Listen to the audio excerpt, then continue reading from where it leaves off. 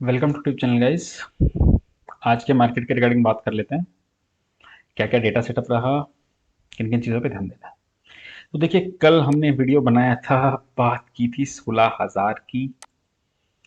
16,000 आज निफ्टी ने टच भी किया, लेकिन जो हुआ, एक बार उन क्यूज पे बात करते हैं। क्योंकि ये जिस तरीके का मार्केट चल रहा है, आई डोंट थिंक सो मैंने इस तरीके का मार्केट पिछले बहुत सालों में देखा है। मुझे याद नहीं आता, टू बी वेरी ऑनेस्ट, कि ऐसा मार्केट भी देखा है कभी। और ये मैंने पहले भी कहा था कि ये जो सिनेरियो है, अगर कोई कह रहा है कि ऐसा होगा वैसा होगा और एक पीरियड ऑफ टाइम, तो थोड़ा मुश्किल है उसको जज करना। बात करते हैं क्यूज के। सबसे पहले आते हैं डॉलर इंडेक्स पे। डॉलर इंडेक्स की इतनी बड़ी candle, I don't think so. सीधे ये करेंसी में 1.5 रुपए की कैंडल एक एक दिन में हार्डली ही देखने को मिलती है। लेकिन डॉलर इंडेक्स गया आज ऑलमोस्ट ऑलमोस्ट 107 के पास, 106.80। अभी 106.6 है। इसी के साथ हमारा रुपी देख लेते हैं। रुपी का क्या हाल है? 79.27। बहुत ही गंदा हाल। एक फ्लैग पैटर्न बना के बहुत शानदार वाला ब्रेकआउट रुपी का। ये दोनों क्यूज क्या हैं? मैं क्यों कह रहा हूँ इतना टफ मार्केट है? ये दोनों क्यूज क्या हैं? इनके भरोसे आप आंख बंद करके सेल कर सकते हैं। लेकिन अब एक दूसरी चीज पे आते हैं सर। अब आ जाते हैं क्रूड पे। क्रूड डाउन है 11%। WTI, चलो सर अपना ब्रेंट देख लेते हैं, क्योंकि इंडियन मार्केट के लिए ब्रेंट ज्यादा कंसिडर किया जाता है। ब्रेंट आ गया सर $101 के पास में।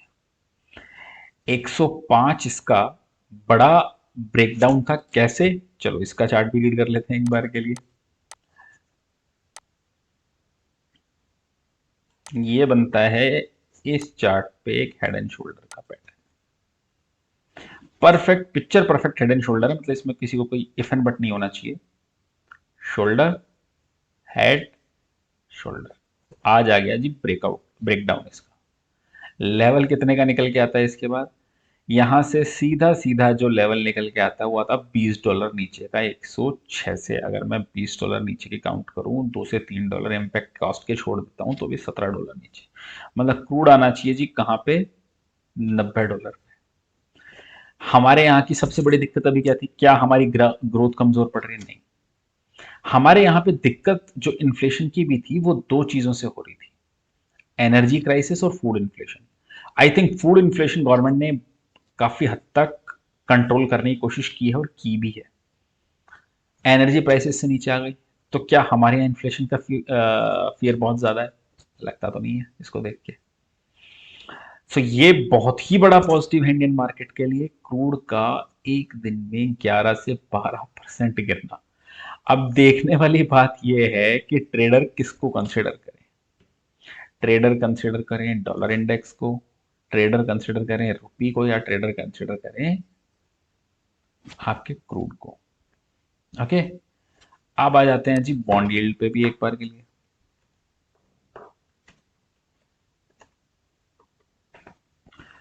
एक बार के लिए बॉन्ड यील्ड भी देख लेते हैं। हम बॉन्ड यील्ड कहाँ आ गई? आप देखिए 3.5 से बॉन्ड यील्ड कहाँ आ रखी है? 2.8। इसका मतलब क्या है कि बहुत ज्यादा क्या रेट हाइक की उम्मीद है?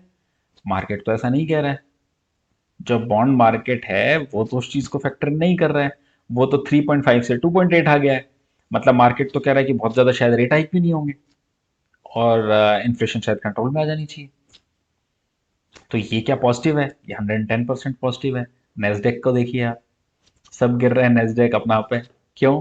क्योंकि बॉन्ड यील्ड अपनी नीचे आ रही है। ग्रोथ स्टॉक्स के लिए पॉजिटिव है। कमोडिटीज का हाल आप देख ही रहे हैं। सो कहीं पे भी मतलब इतने जबरदस्त उल्टे सीधे क्यूज, याद नहीं आ रहा लास्ट टाइम कब देखे थे। और ऐसा नहीं है कि क्यूज इस तरीके के नहीं होते, लेकिन इस लेवल के कि 10-10, 11-11% क्रूड गिरा हुआ हो, डाउ आपका 2-2% डाउन हो, बॉन्ड यील्ड आपकी गिर रखी हो, लेकिन डॉलर इंडेक्स 1.5-1.5 रुपया बढ़ा हुआ हो, तो वो थोड़ा सा बहुत ही अजीब है। और इसके ऊपर बहुत ही शानदार वाला डेटा एक और लो सर। आज आप कैश मार्केट में आज एफ आई बाय करके गए। 1295 करोड़। ऑलमोस्ट ऑलमोस्ट अगर आप देखेंगे तो ये बाइंग आई है 30 मई के बाद में। 30 मई को उन्होंने 502 करोड़ का खरीदा था और उससे पहले सीधा 18 अप्रैल, मतलब 28 अप्रैल से ही मान लो आप, तो 28 से मई जून 2.5 महीने में दूसरा बाइंग का फिगर है और हमारा मार्केट क्रैश कर गया। तो ये बेचा किसने है फिर, क्योंकि डीआईज भी बहुत ज्यादा बेच के नहीं गए। तो इससे तो ये समझ में आता है कि इस मार्केट में ट्रेड ही ना करें और थोड़ा साइड में बैठ जाएं, वो ज्यादा बेहतर है। ये सारे क्यूज हो गए। तो अब मार्केट की डायरेक्शन निकालना, टू बी वेरी ऑनेस्ट, बहुत बहुत बहुत ही मुश्किल है।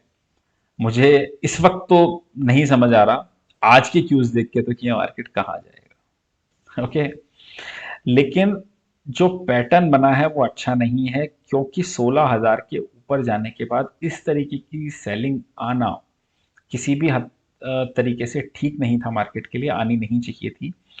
और जब लेवल्स इस तरीके के ऊपर हम जाते हैं और वहां से नीचे आते हैं तो एक ट्रैपिंग हो जाती है, जो कि आज लग रहा है कि लॉन्ग्स की ट्रैपिंग हुई है। अब देखने वाली बात यह है कि इस क्रूड के फॉल की वजह से क्या कल एक एग्जिट अपॉर्चुनिटी मिलती है। अगर कल एक एग्जिट अपॉर्चुनिटी मिलती है तो शायद एक रेंज बाउंड एक्सपायरी हो सकती है, अदरवाइज शायद हम नीचे के लेवल्स देखने को मिल सकते हैं।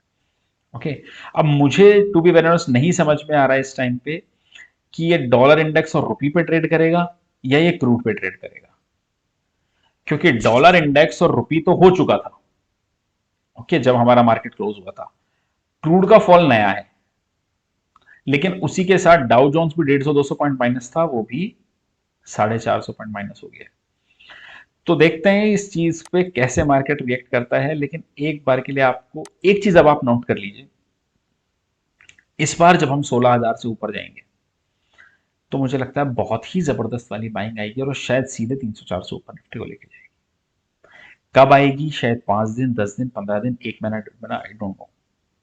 लेकिन इस बार जब 16,000 से ऊपर की बाइंग आएगी तो वो 110% मुझे लग रहा है कि वो 300-400 पॉइंट का मूव एटलीस्ट देके जाएगी। ओके, ये बात हो गई आपके निफ्टी की। नीचे में भी क्या हो सकता है यार, डेटा देख के तो ये लग रहा है कि 15,800 पे एक बार के लिए रुकना चाहिए, लेकिन बहुत कुछ डिपेंड करेगा डाउ पे। डाउ यहाँ से रिकवर हो जाता है तो आई थिंक एसजीएक्स निफ्टी कहाँ चल रहा है, लेट मी सी। बहुत ज़्यादा इसका क्या सिग्निफिकेंस भी नहीं है। ओके, क्योंकि बहुत कुछ डिपेंड करेगा कल फ्यूचर्स कैसे रहते हैं निफ्टी के, डाउ जोन्स के, उन सारी चीज़ों पे। लेकिन ये थोड़ा सा पिक्चर लुक्रेटिव नहीं है। बैंक निफ्टी के केस में अब आते हैं। देखिए, अगर करेंसी आपकी वीक होती है तो बैंकिंग स्टॉक्स पे प्रेशर बनता है, इसमें कोई इफ एंड बट नहीं है। लेकिन बहुत ही स्ट्रांग सपोर्ट था। आप देखिए पिछली बार जो हमारी क्लोजिंग थी 33,815 के आस, जो पिछली बार हमारी क्लोजिंग थी वो देखिए एग्जैक्टली जो रेजिस्टेंस लेवल था वो 33,800 से 830 का लेवल था, जो रेजिस्टेंस था। कल बैंक निफ्टी ने उसको क्रॉस किया, आज ऊपर गया भी, अपने 50 डे एक्सपोनेंशियल मूविंग एवरेज तक के पास तक गया। लेकिन वहां पे फिर से क्लोजिंग आई, लेकिन प्रीवियस जो रेजिस्टेंस था, जो कि अब सपोर्ट की तरह काम कर रहा है, उसके पास की ही क्लोजिंग है। तो हो सकता है 100-200 पॉइंट यहां से भी नीचे जाए, लेकिन एक रेंज में लग रहा है अभी कुछ कहना बहुत ही मुश्किल है। ओके, सो आज का वीडियो मैं सिर्फ ये बताने के लिए बना रहा हूं कि कितने खराब क्यूज हैं। इससे मुझे नहीं लगता कि शायद मैं आपको कोई डायरेक्शन दे पाऊंगा आज इंडेक्स पे। ओके, इसी के साथ लेकिन कुछ स्टॉक्स पे मैं बात कर लेता हूं। एक आप देखिए एसआरएफ, इसमें बहुत बड़ा ब्रेकडाउन आ जाया है। लेकिन एसआरएफ इस तरीके का स्टॉक्स नहीं है, क्योंकि देखिए जो चार्ट का ब्रेकडाउन है बहुत बड़ा है। उसके बेसिस पे मुझे लगता है एक बार 1980 तो सीधा सीधा इसमें आना ही चाहिए, और उसके बाद में हो सकता है नीचे के लेवल भी देखने को मिले। लेकिन क्यों ये स्टॉक इतना टूटेगा, आई डोंट नो।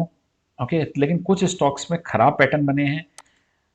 एक दो स्टॉक और मैंने आपको बताए थे, आरबीएल बैंक बताया था एक मैंने आपको, बहुत ऊपर के लेवल पे बताया था। आज देखिए आपने पुराने स्विंग लो टूटता हुआ दिख रहा है इसमें। इसके अलावा मैंने आपको एक आईएक्स बताया था, मार्केट कहाँ से कहाँ पहुंच गया है। तो थोड़ा स्टॉक्स पे ध्यान रखिए कि आईएक्स आज 154 पे आ गया, आई थिंक 150 का टारगेट था अपना इस पे। सो बहुत खराब चार्ट पैटर्न्स हैं स्टॉक्स के, थोड़ा देख के चलिए। आज के लिए डायरेक्शन कुछ नहीं है, डेटा मैं आपको बता देता हूं। देखिए, फ्यूचर में लेके गए हैं एफआईज 3,000 कॉन्ट्रैक्ट्स, शॉर्ट अनवाइंड किए हैं 8,000, पॉजिटिव डेटा है। स्टॉक में 7,000 लेके गए हैं, 4,000 शॉर्ट भी लेके गए हैं, मिक्स डेटा है। कॉल लॉन्ग इंडेक्स में 36,000 है तो 58,000 कॉल शॉर्ट है। ओके, 42,000 पुट लॉन्ग है तो 30,000 पुट शॉर्ट है। मिक्स डेटा है, ऐसा कोई व्यूज नहीं है कि बहुत नेगेटिव या पॉजिटिव है, लेकिन मार्केट ने जिस तरीके का आज रिएक्शन दिया वो थोड़ा स्कैरी था। देखना ये होगा कि यूएस मार्केट कैसा क्लोज होता है, क्योंकि बहुत मिक्स क्यूज भी बहुत बड़े मोमेंटम पे है। क्रूड का 11% गिरना कोई मजाक नहीं है। ओके, ये ऑब्वियसली रिसेशन फियर की वजह से गिरा है, लेकिन अगर रिसेशन फियर की वजह से गिरा है तो रेट हाइक वाली बात भी वहां पे डिनाइल हो जाता है, रेट हाइक का भी। बॉन्ड मार्केट तो यही दिखा रहा है, तो फिर उस केस में तो मार्केट को यहाँ पे स्टेबलाइज हो जाना चाहिए। लेकिन इतना ईजी नहीं है जितना ईजी मैं बोल रहा हूँ कि ऐसा ऐसा हो जाना चाहिए, उतना ईजी होता तो ट्रैपिंग नहीं हो रही होती लोगों की। सो इस मार्केट में मुझे लगता है no trade is the best trade, थोड़ा सेफ रहिए। ओके, आई होप आप सब लोगों को वीडियो ठीक लगेगा। अगर अच्छा लगा हो तो लाइक कमेंट और शेयर कर दिएगा। Thank you for watching.